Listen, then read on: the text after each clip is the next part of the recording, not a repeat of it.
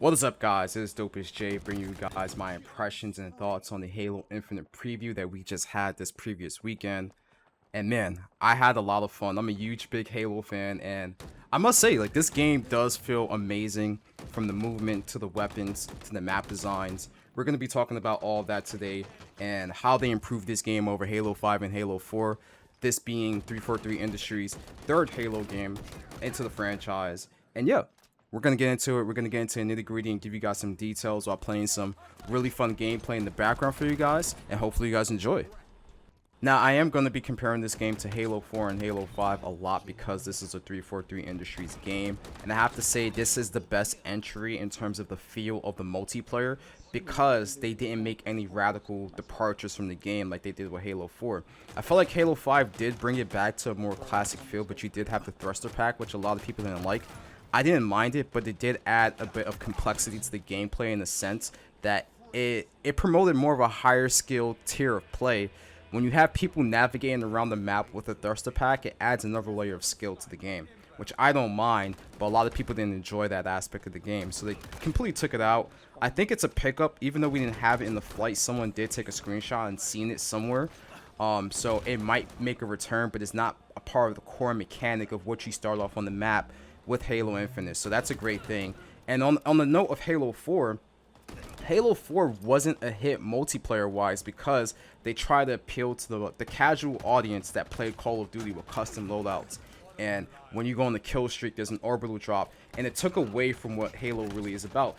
Halo is an arena shooter where you're fighting for resources, whether it's power weapons or pickups like an active camo or an overshield, and you're trying to control the map and those resources, and they didn't have that at all. To relegate that style of gameplay to just, hey, you get on the 2 or 3 kill streak and you can just call on the drop right there, it just didn't feel like a Halo game whatsoever. So a lot of people didn't like Halo 4.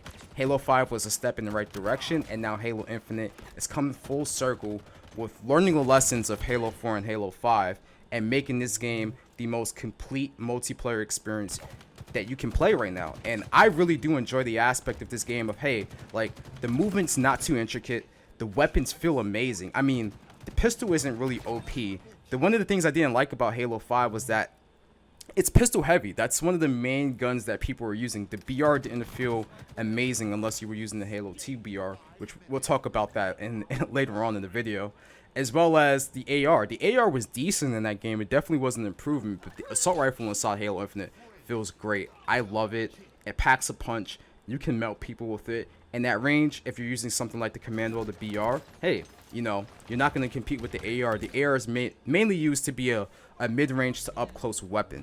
And that's the biggest thing for me, is making sure that every weapon inside the game is viable in different situations. And you have to attribute that to the map design of this game as well, because the thing with Halo 5 is that the way the maps are designed inside that game, if you play Halo 5, you know the pistol is very, very dominant no matter where you're at on that map, unless you're like up close or something and someone's using an AR or an SMG. The pistol is the most dominant option inside that game, no matter what, whether it's far range, mid-range, up close. It's very hard to compete with a very skilled player in that game unless you're very skilled yourself with the pistol, and that's something that's not a thing inside Halo Infinite from what I've been playing so far. Even though the pistol is really good, you're going to see a lot of gameplay with the pistol from a lot of different people. It's not the most dominant option because there are other weapons that are viable as well, like the battle rifle. The battle rifle feels really good inside this game, even though there's some inconsistencies from what I've seen with it. I felt like I was pumping too much lead into people and that they weren't dying. The battle rifle still feels really, really good. You got that traditional Halo 2 look with the reticle and the actual style of the battle rifle as well. It's from Halo 2, and I like that a lot.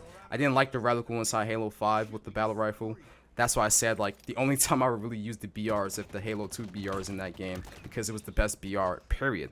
The assault rifle feels good as well. The assault rifle feels like you can compete up close and mid-range as well without taking any penalty. Now, if someone's landing straight headshots with a pistol, that's a skilled player. Like, hey, you got that. You landed straight headshots with me.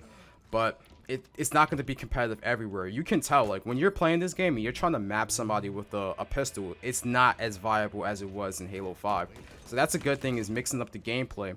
And a lot of that has to do with the map design as well. Like, even if you're very, very far from someone with a pistol, it's not viable. There's damage drop off. There's a lot of bloom with the reticle when you're trying to shoot that far. Unless you're really, really good with it, it's not going to be the best option. So something like a BR or a Commando is going to be better. So the meta definitely changed inside this game with the weapons, and I like that a lot because you don't want this game to be top heavy with pistol users, just like it was in Halo 5. Halo 4, there was a bit more parity, but the thing with the game with Halo 4 is that Halo 4 didn't have drops on the maps with weapons and trying to control them, because you can just make a loadout and you had it. You had a BR, you had an AR, a pistol, and that was that.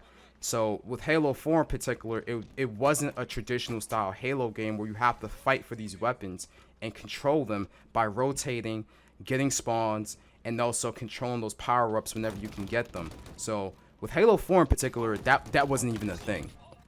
Halo 5, they brought that, but you spawned with the pistol, and the pistol was the most powerful thing to use in that game. So it really didn't promote the kind of style of a game that people wanted like they had with Halo 2 and Halo 3. Now, after playing this flight, I can definitely say that this game plays and feels better than Halo 5 and Halo 4, from its weapons to its movement to the map design. I mean, everything about the game so far is just significantly better than 5 and 4. Now, some of the issues that I did have with the game was with performance. Now, I'm going to tell you this right now. My preferred platform or choice to play this is going to be Xbox Series X until they fix the PC version, because I understand that this is an older flight and there's going to be issues that come up, but the performance wasn't there. I mean, I have a gaming PC with an RTX 3090. I was playing with Blust Red and he has an RTX 3080, and we were having nothing but performance issues. The visuals weren't there as well. I mean, you're playing around with some settings, and some of the settings don't do anything at all. Like, anti-aliasing doesn't work. I mean, they have a lot of work to do on that. Hopefully the performance of the game on PC is fixed at launch, or they launch a couple of updates for the game in the future to make it run better. But I'm going to be playing this game on Series X because Series X so far had the best performance, it had the best visuals, had no issues in terms of the technical aspect of how the game looked and felt. The main thing for me was audio issues, and it was both on PC and console, which they're easily going to iron out, but they do have to optimize the PC version of the game because it's not where it should be right now. And I believe that the PC version, if it's not ready at launch, there are going to be a lot of people who are going to be pissed off, because this is the first time in a while where we had the game launch on console and PC at the same time. And you have to capitalize on that PC audience, because that's going to bring in a whole new wave of gamers who didn't play Halo before, or who are looking to play Halo on PC like they did with Master Chief Collection. And you have to remember, when Master Chief Collection came on PC and they dropped on Steam and Game Pass, it popped off. There was a huge amount of gamers that played it on PC for the first time who never played the game before, which is pretty... I don't think it's crazy, but there are some people that I know that never played Halo, or they never played Halo 3 or Reach, because they just say, hey, I'm just on PC and that's it. So I think having Halo Infinite launch in a good state is going to benefit the game, because you're going to have a huge audience of gamers that can play the multiplayer free to play, and if they have Game Pass, they can get the complete package. Now, this game is going to be very pivotal for 343 Industries for a multitude of reasons. If you look at Halo 4 had a really good campaign, but a bad multiplayer. If you look at Halo 5, it had a bad campaign and a really good multiplayer. And Halo Infinite needs to hit on multiple cylinders. If you look at the pinnacle of Halo games in terms of popularity and engagement from the Halo community, it has to be Halo 3 and Halo Reach. They had a good campaign, really good multiplayer experience, and custom games, as well as really nice ranking systems in both games. And I think if Halo Infinite has a really good ranking system in the multiplayer that makes it really engaging, because you have to think about it. When you played Halo Reach or you played Halo 3, if you've seen a general, or Halo Reach, you've seen someone in the lobby with Noble and some really cool armor, that made you feel like you achieved something, or it makes it feel like, hey, I want to strive to reach this. So it makes it very competitive and really engaging, because there's other things outside of the experience that can make it really fun. You also have to look at the custom games as well. The custom games inside both those games are extremely fun, from the maps and game modes that were made in Forge that made it into custom games, and the engagement from the community with file share and being able to browse these different modes and download them and try them out with your friends. That also made the experience really fun. You can't just have one aspect of your game be really good and all the other aspects are pretty dull. Even Halo 5 had a really good custom game system, but it didn't pop off like a Halo Reach or a Halo 3. So I think those aspects of the game they need to capitalize. Customization, creativity, and engagement with the game is very, very key for Halo Infinite, and if they can't tackle that, you're not going to capture your existing audience and the newer audience and the newer generation of players who never experienced that with the game.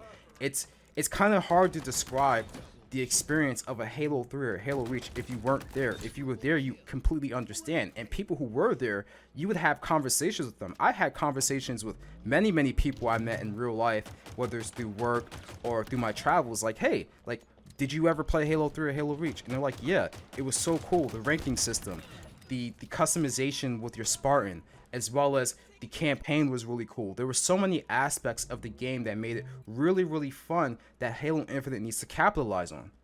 And that's the biggest thing, is having something aspirational inside Halo to go for. I didn't feel like they had that inside Halo 4 or Halo 5. Inside Halo Reach and Halo 3, they had aspirational content to go for, whether it was a really high rank or armor to go for. And then you had other game modes like custom games that was really fun outside the PvP that really inspired creativity from the community to make really nice maps and to make really nice game modes that were sometimes featured inside of the regular playlist of multiplayer, which is really fun. I like that aspect of Halo, the engagement from the community and the engagement from the development team to say, hey, like, if you make some really cool maps inside Forge, we can feature those maps into a playlist inside Halo to show off your maps, and it's going to inspire a community to make really nice custom maps to put inside the multiplayer and have people experience, as well as going for things like really nice armor or going for a really high rank because it gave you status within the game and people knew, hey, this guy actually put in work and effort to get this piece of armor or to get this rank. So I think this is things that they really need to look at and really analyze and say, hey, how can we put our own spin on existing systems that were in previous games, bringing it to here and make it that much more engaging so people can really feel like, hey, like, there's something to strive for inside this game. But this is pretty much it for the video, guys. Overall, I think Halo Infinite is going to be a really solid game with the campaign, the multiplayer, and custom games, assuming that they hit on all cylinders and have the complete Halo experience like we had with previous Halos like 3 and Reach. And yeah, I think that they do have a decent bit of improvement to do with balancing, particularly with the BR, but that's an entirely different video about weapon balancing. They'll be able to address that. And yeah, make sure you guys leave some feedback on the video on how I can improve in the future. And if you guys did play the Halo flight, let me know your thoughts in the comment section and we can engage there. And yeah, make sure you guys follow me on my social media. Everything's going to be in the description. And make sure you guys check out Planet Xbox every Wednesday at Kids Move's YouTube channel. We're pretty much going to be talking about this on there as well. So everyone who played it can give their thoughts. And yeah, make sure you guys enjoy your day and peace.